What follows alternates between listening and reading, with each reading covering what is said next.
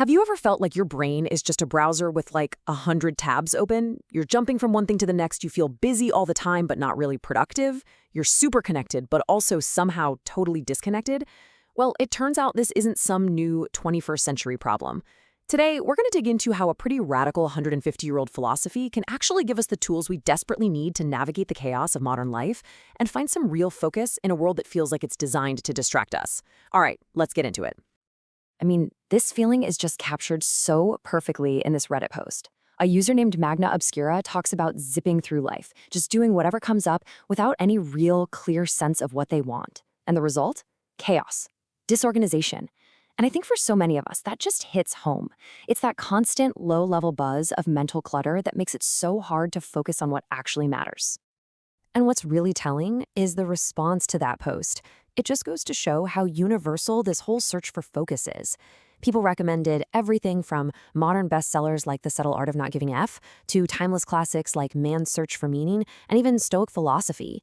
So it's pretty clear we are all looking for a way to clear out the clutter, both in our heads and in our lives, and find a more deliberate way to be. So why is finding focus just so darn difficult?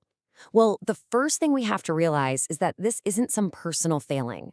That chaos in our heads, it's often a symptom of the world we're living in, an environment that is constantly, relentlessly demanding our attention and our energy. Okay, this is where things get really interesting because check out the parallel here. Back in the mid-1800s, America was going through this huge market revolution. Life totally shifted from small farms to large-scale production, all for profit.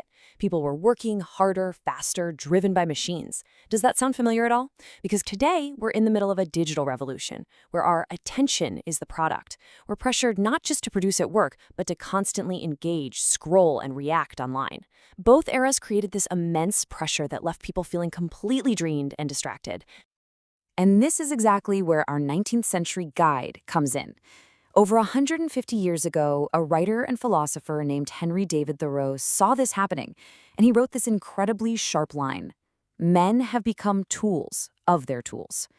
He realized that the very technologies that were supposed to make life easier, whether it was a factory machine or a telegraph, were starting to control the people using them. So we're not just talking about some dusty historical figure here. Thoreau was a sharp observer who basically diagnosed a problem we are still struggling with. The railroad might have been replaced by the smartphone, but the fundamental question is exactly the same. Are we in control, or are our tools controlling us? So Thoreau, feeling frustrated by this loss of purpose and the growing pressures of his time, decided to do something about it, something really radical. For 2 years, 2 months, and 2 days, he went to live all by himself in a tiny cabin he built with his own hands next to Walden Pond in Massachusetts. And look, this was not a vacation. It was a deep philosophical experiment to figure out how to live a better life. And this quote just brilliantly lays out his motivation. He put it this way in his book, Walden: "I went to the woods because I wished to live deliberately."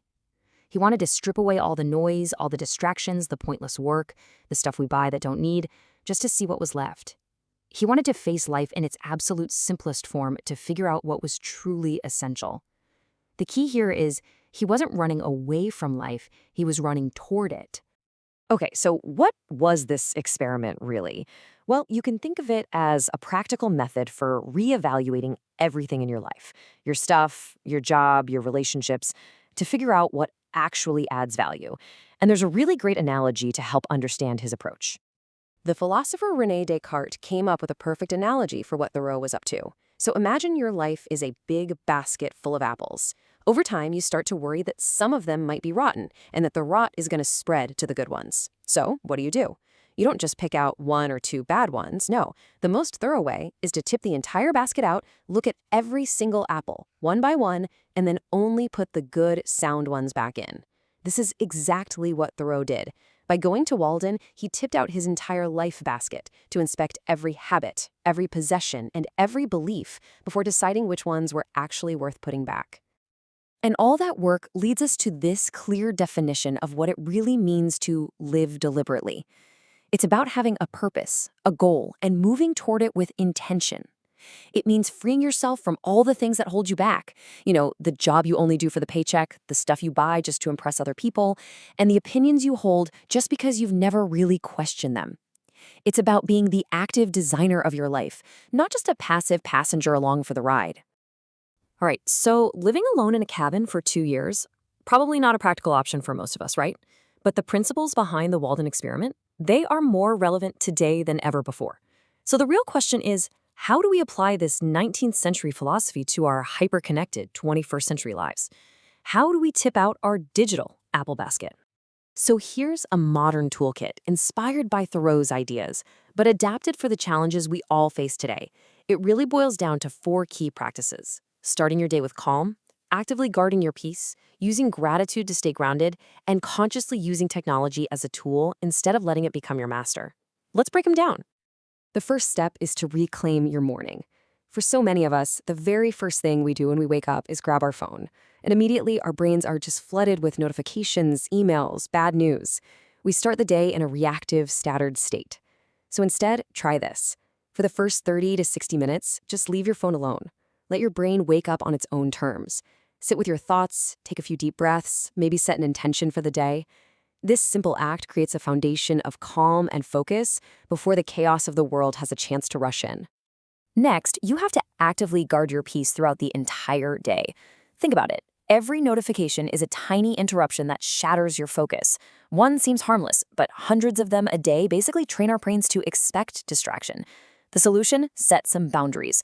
Turn off all non-essential notifications, and instead of constantly checking email or social media, schedule specific times to do it. This puts you back in the driver's seat, and it allows for deep, focused work instead of that shallow, reactive multitasking we all get stuck in.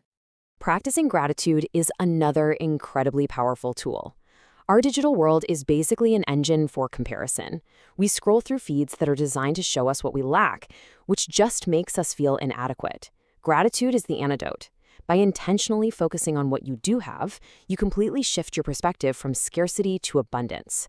It grounds you in your own reality, on your own journey. Like this quote says, it breaks that toxic cycle of comparison and helps you appreciate your own path, right here and right now.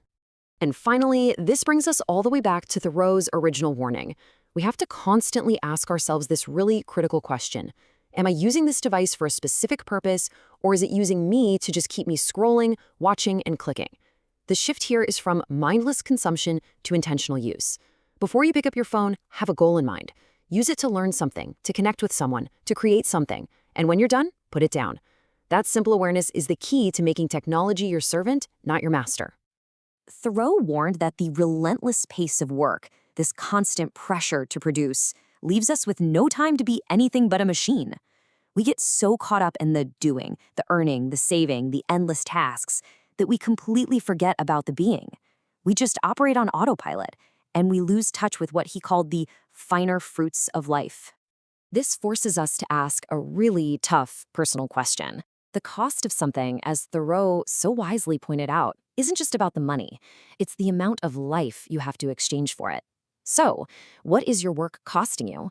Is it costing you time with your family, your mental peace, your ability to do things that truly make you feel alive? Examining that trade-off is a huge part of living deliberately.